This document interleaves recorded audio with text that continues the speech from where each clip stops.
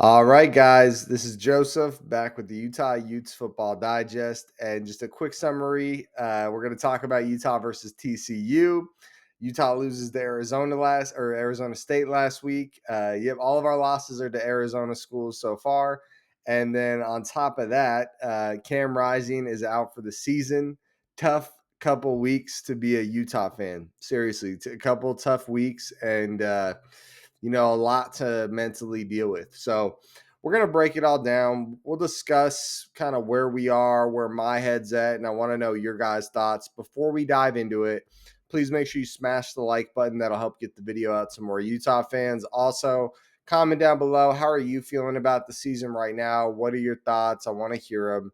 And if you haven't already subscribed to the channel, we put out a ton of Utah Utes football content.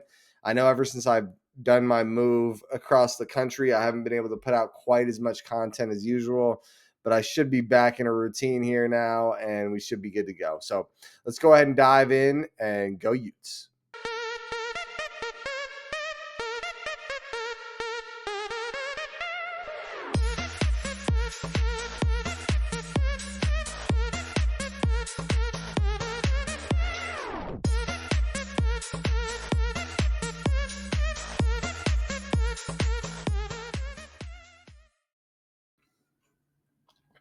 Okay, so let's quickly talk about the season so far. So Arizona State, another loss. That's two back-to-back games with losses.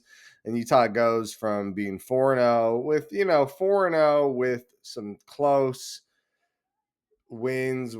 I don't think there was ever any red flags, but some yellow flags, right? Like we were in a real game against Utah State. It was in Logan, but we were worried we might lose a game against Utah State. I mean, that's a concern in itself, right? But the two losses they hurt, right? They're not fun to see. And then on top of that, we have Cam Rising announced that he's out for the season. So I'm going to give you guys an idea of what that means for me. And real quick, just touching on Cam, this does seem very likely to be at least a really good chance that Cam won't be playing for Utah ever again. We'll see how things goes. People have talked about he could have an 8th year of eligibility, but I'm going to go ahead and assume he's not going to want to stay in college. Just rolling the dice there. I think he'd probably get a shot at the NFL. I'm not sure, but I think there's a really good chance either way that Cam is done playing for Utah. And just to give you guys a quick synopsis, in 2021, we were 1-2. So we're 1-1 after the BYU loss, and then we're playing against San Diego State at San Diego State. And Charlie Brewer, it's just so rough. He's not doing anything. And then Cam Rising comes in, and we're down like 3 touchdowns. Like, we're down bad. And it was like, hey, all right, let's just hope something happens. And Cam Rising just starts scoring. And we get to a point from being down a few scores to being 33-31, going for a 2-point conversion to tie up the game. And we miss it. And it sucked because it really seemed like we were coming back and about to beat San Diego State. But as much as it sucked, we were like, okay, this guy's legit. This guy's a gamer. This Cam Rising kid, like, he must be pretty good. I mean, at least it's way better than what we've been seeing in Charlie Brewer. And we go on from there to have an insane season from 1-2. And I believe we finished either 10-2 or 9-3. I'll actually look it up. 2021 season record. So we went 10-4 overall with the loss in the Rose Bowl. So we won the conference championship. So we must have went 9-3, but still a wild season. And Cam just led us to some awesome victories. And then in 2023, again, a really awesome season. We had that USC game at home where Cam was able to just really make plays happen. That 2-point conversion that he did get won us the game. Just countless awesome memories from Cam Rising and back-to-back Pac-12 championships.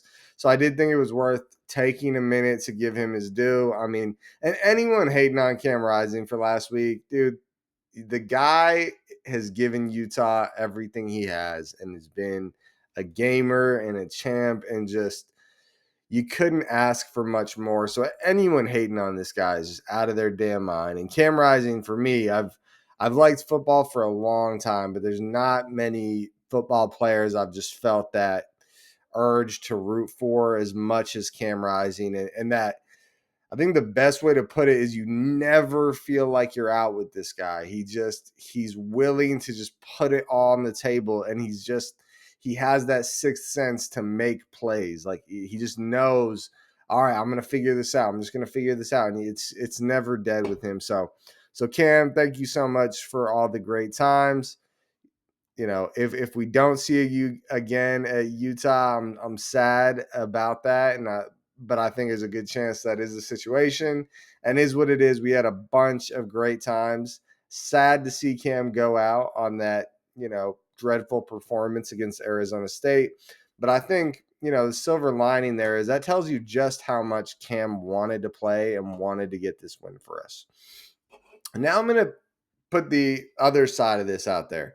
So Isaac Wilson, as much as it sucks, there is a silver lining here. So Isaac was going to get to sit basically most of this season and not really take over the reins until next year.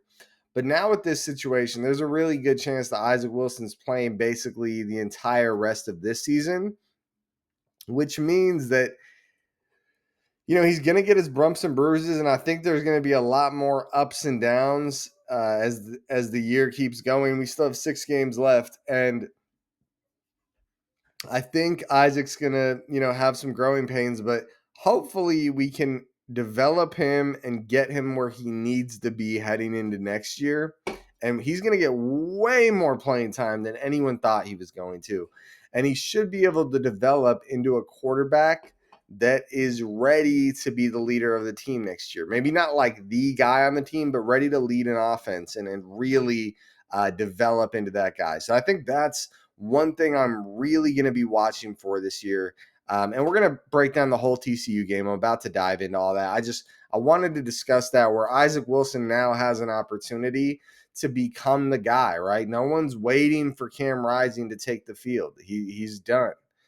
And so it's the Isaac Wilson show. Isaac, it is time for you to step up, make plays, and show this Utah team and the Utah fans what you can do. You have a great opportunity. So let's go ahead and dive into the Utah TCU matchup, but still a lot of optimism for the season, guys. I think what you want from the season is very different now than what you wanted from the season 2 weeks ago, 3 weeks ago, even 1 week ago, right?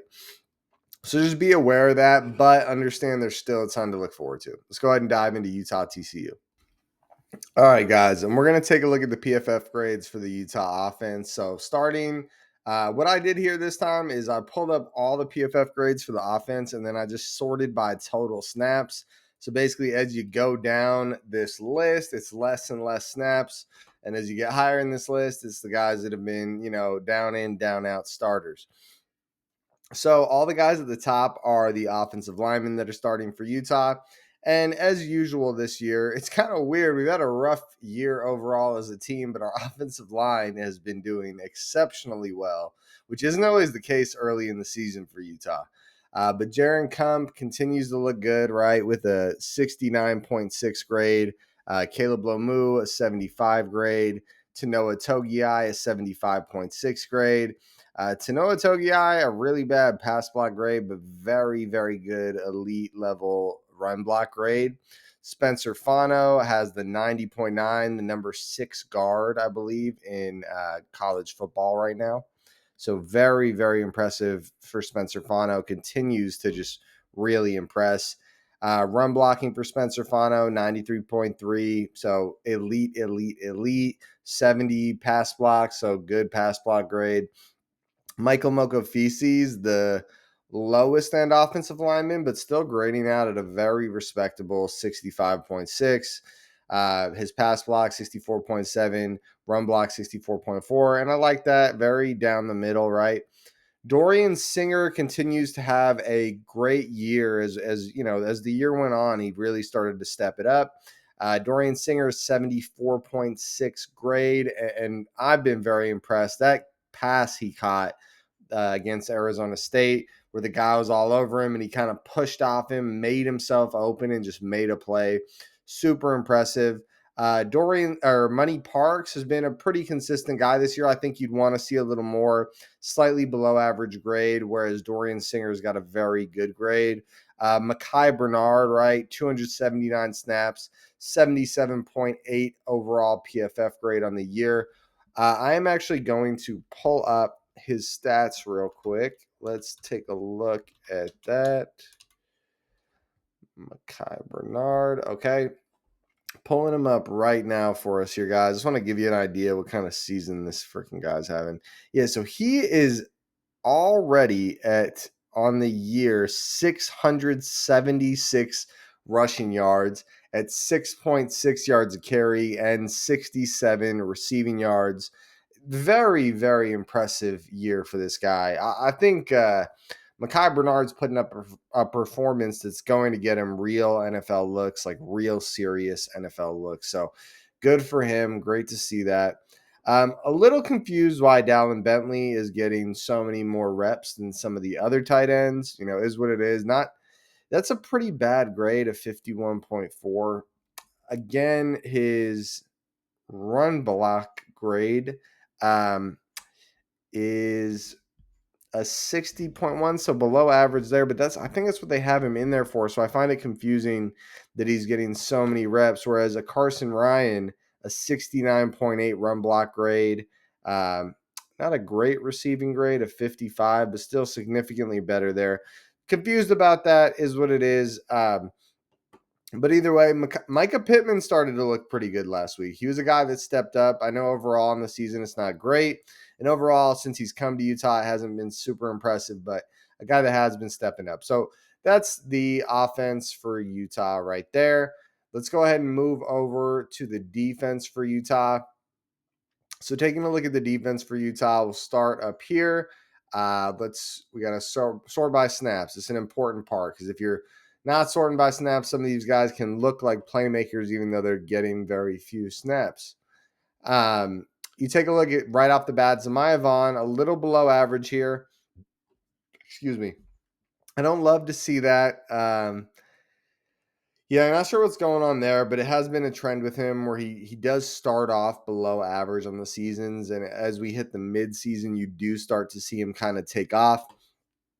So hopefully that shows itself out. But honestly, I was a little disappointed in the DB group as a whole last week against Arizona State. I thought PFF grade-wise, we had a huge advantage in the quality of our DBs versus the quality of their receivers. And, they were throwing pretty much when they wanted to on us. I think there were some other factors involved, but, not great there. Tao Johnson having a good year, 74.3. But a lot of these guys are getting eaten alive by Cam Skattebo from Arizona State. Lander Barton, 66.8. Van Fillinger, 67.3. Smith Snowden. There's a lot of good grades. And you look here, I love to see that. Junior Tafuna still grading out really well, 75.8 with a run defense grade of 79.7 and a tackling grade of 81.9. So great year for him so far. That's really good to see. Logan Fano, below average, 61.3. Alakai Gilman, 61.3 as well. Keanu Tanavasa continues to have a good year at 196 snaps with a 69 grade. Elijah Davis is 66.2 grade. Great DB room overall for Utah. Just great depth, good players all around. Jonnu Hall and Sione Fotu struggling quite a bit here. There has been a gaping hole in the linebacker room, and I'm sure I'm not the only one noticing it. It is obvious when you are watching the game how much Lavani Damuni and Karine Reed are missed right now. It is tough how much teams are running the ball at will on us. So yeah, it's a tough go to watch this Utah defense sometimes with how easy teams are running the ball on us. Cameron Calhoun down here, he's really come on as the year got going. 78.8, great year. Connor O'Toole, average grade, only 99 snaps. I would love to see him kind of step it up and really start to make some plays and get back out there. I don't know any news on that. If anyone has news, comment in the chat below. Now we're going to move over to the TCU offense. Let's take a look at that. So TCU offense, offensive line, James Brockmeyer, their center, solid guy, slightly above average, 67.7. Josh Hoover, their quarterback, one of the more underrated quarterbacks in the country. He's a beast, guys, and he will tear your defense apart if you do not adjust to account for him. They have one of the best passing offenses in the country, and we're going to dive into all that. And this is the guy that leads it, and he is very, very good. Cotland Deary, above average guard here. Wide receiver, you guys are going to see this a couple times here. They have some some badass wide receivers, guys. Jack Beck at 84.1 grade. Jesus. Offensive tackle, Bless Harris, not very good here, 57.8. Carson Bruno, a guard, a 70.4. Savion Williams, a 69.1 wide receiver. Cam Cook, a running back, 65.4. Michael Nichols, offensive tackle, 66th grade. So decent offensive line with just one liability. J.P. Richardson, wide receiver, 263 snaps, 63.7 grade. They've got this rough tackle here with a 49.4. Not sure who the real starter is there. But then they got another receiver with a killer PFF grade, 82.2 in Eric McAllister. They got a squad here, guys. This team is no joke. Seriously, guys. It's not, they're not the perfect team, but that offense, there weren't many weak spots. I don't think they're going to be, they don't have a lot of weapons at running back, but at throwing the ball, they are going to freaking test us. So now we're going to move over to the defense for TCU, which isn't terrible, but it's definitely a different story from the offense.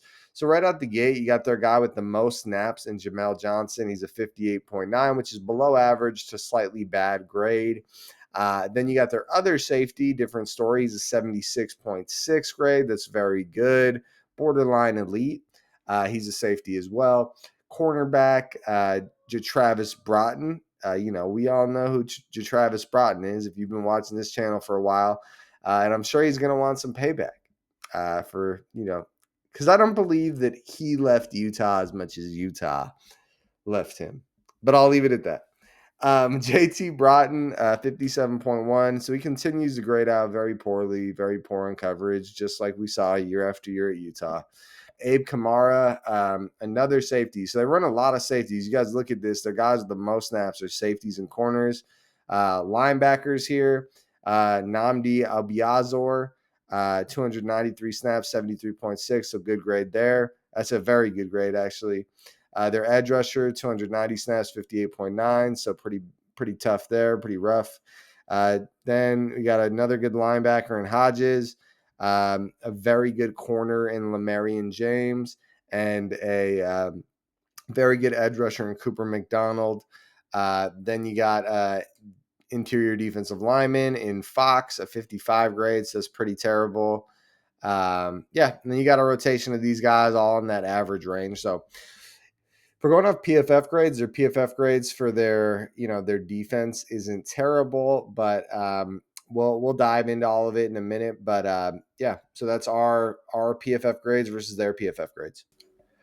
All right, guys, and now we are going to talk about the stat averages for each team heading into the game. I'm going to run through these pretty quickly. I'll drop the little stat sheet in the corner here so you guys can see it as well.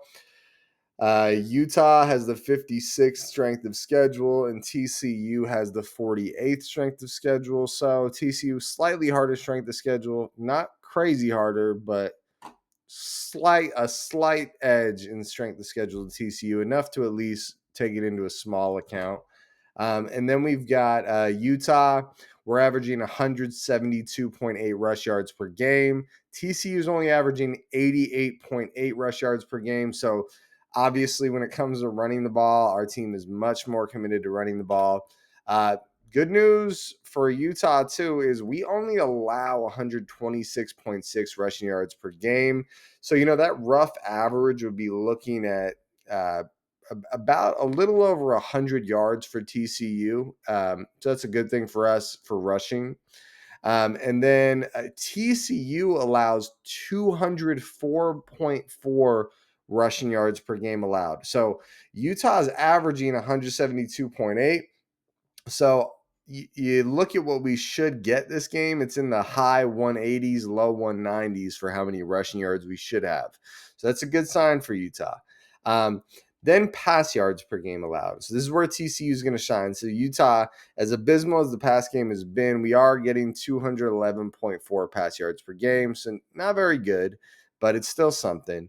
TCU is third in the country with 351.8 pass yards per game. So as I mentioned, this quarterback is legit. This Josh Hoover guy is probably one of the least publicly praised quarterbacks that is one of the best in the country. I don't know why no one talks about this guy. Good thing for Utah, though, we only allow 192.2 pass yards per game. So very good news there. So even though they're averaging 351.8, we're only allowing 192 a game. So that put them somewhere in that, mid 260s is what they should be looking at this game, maybe 270-ish for what they should be looking at for pass yards. Bad for Utah though. TCU actually has a very good pass defense. We looked at a lot of safeties on the field at all times, some good corners outside of one of them, and and the pass yards per game allowed, they're only allowing 173. Now I'm going to show you. I'm going to go back up. Okay, so I'll talk about it real quick. But part of why they only allow 173 pass yards per game is because they allow 200 rushing yards per game. And if you're a team and you look at these stats and know you can run the ball at will on these guys, 200 a game is bad. That means teams are running and running and running down your throat the ball. It's one of the worst in the country, 204.4 rush yards per game allowed. So with pass yards per game allowed at 173, that's part of that story, right? They're not as good at defending the pass as that number says, okay? And then we look at points per game. Utah is only at 22.4, very low points per game. And TCU is a very high points per game at 33.4. That's one of the better teams in the country at points per game. The good thing for Utah is we have a very low points per game allowed at 20.4 points per game allowed. So very good number there. Bad for TCU and great for Utah is TCU is allowing 37 points per game, one of the worst in the entire country. That means their defense gets lit up game in and game out, almost 40 points a game.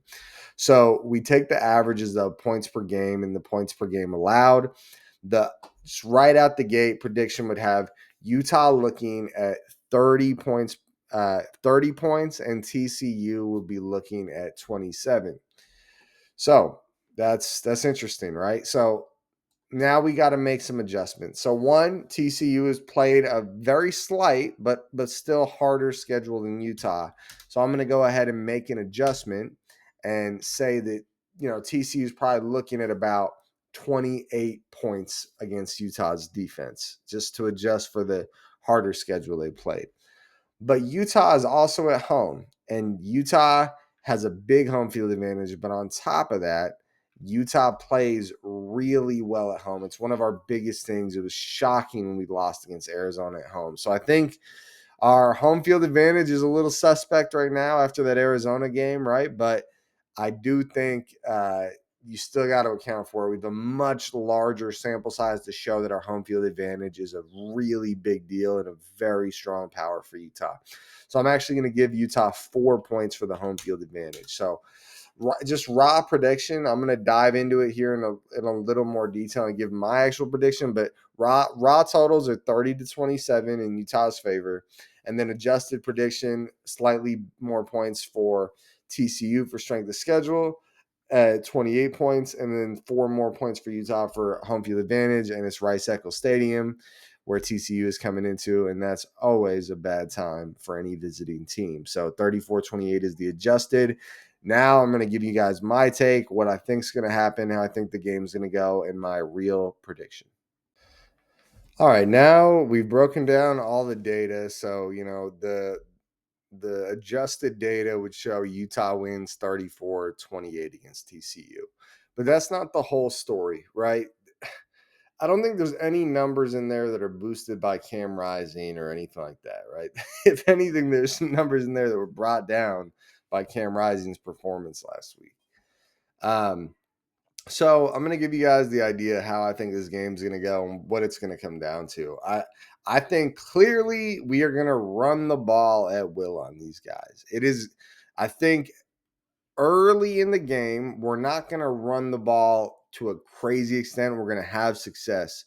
But just like all games, as we get into that second half, that run game is going to wear these guys into the ground, and they are not going to want to keep getting up and keep getting punched in the mouth.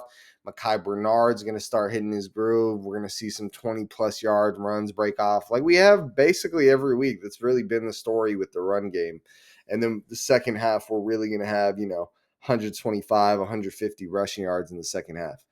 I think a lot for Utah on offense. This game is going to come down to 3rd and 6, probably not running the ball. Isaac Wilson, can you make the throw? Okay. And I think the second half, or, late first half, early second half against Utah State gives you a lot of hope for what Isaac Wilson could be. There's other parts of this season so far that, like Arizona, that not that Isaac Wilson played terribly, but it was not good, right? It's especially as we get into that red zone. I think that's going to be a huge part of this game. Like it's going to be 3rd downs, Isaac Wilson make a throw, make something happen. 4th down is going to be big too. I mean, 4th down is what nearly lost, or like a huge factor why we lost that Arizona game. Think about how many times we went for it on 4th down and just didn't get it. And then, so that's going to be a huge part of it. And then on top of that is when we get in the red zone, 3rd down, 4th down, whatever, we need to score. That's been a big part of this season. In Arizona, you go look at the stat lines, we don't look like that much. Like we looked like the better team, honestly, or at least a equal team. But the scoreboard didn't show that because we weren't punching the ball in the end zone. So we really need to finish drives. Our offense needs to kick it into gear and make it happen. Now let's flip the script, right? Their offense against our defense, right? That's going to be a big question mark. So Josh Hoover is coming into Rice Eccles with one of the highest flying passing attacks in the country and a team that really puts up numbers on almost anyone. Now, I think it's going to be a big challenge for Utah. I don't think it's going to be easy to stop this pass game. I think they'll get, a good amount over 250, being that 275-ish range, maybe even close to 300, depending on how tight this game stays as we head later into the game. But I think the problem is going to be they're not going to be able to run the ball well, which is really good for us, guys. We have really struggled to stop the run.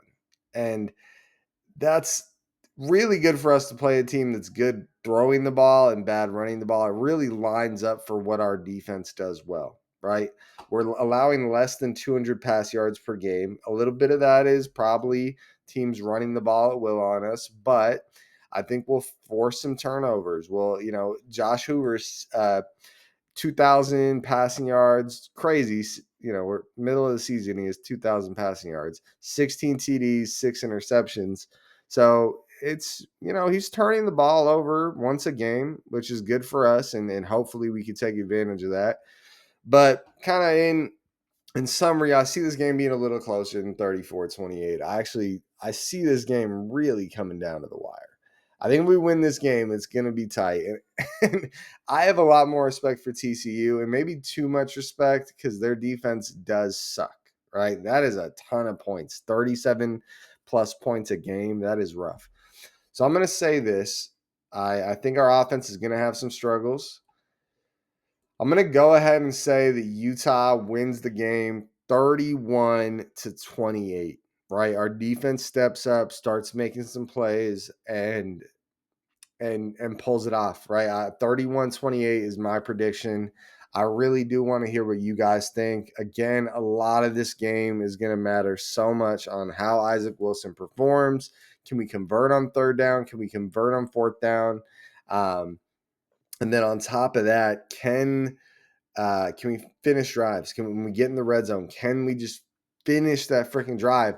And then honestly, just giving my deep concerns, would I be shocked out of my mind if TCU started running the ball really well on us? No. Just being real with you guys, honest opinion. It has been embarrassing how much teams have been running the ball on us.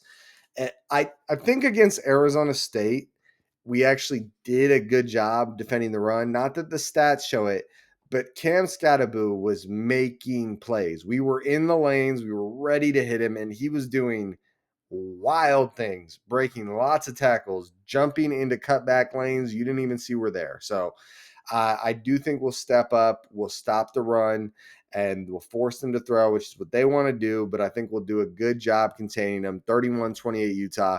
Before we get out of here, guys, please make sure you smash that like button. Also, comment down below. What is your score prediction? I do want to hear it, and I want to hear what you guys are thinking. I know it is a tough time as a Utah fan. So let's all, go through the misery a little together here, and subscribe to the channel if you haven't already. And just a quick kind word about, this, I don't know, kind of disheartening past couple weeks. Guys, we still have it way better than so many fan bases. Seriously, I know that's some of you guys might be mad that I'm even saying that, but don't forget, like, we still have a great team, and we still have a young quarterback that potentially could be a star.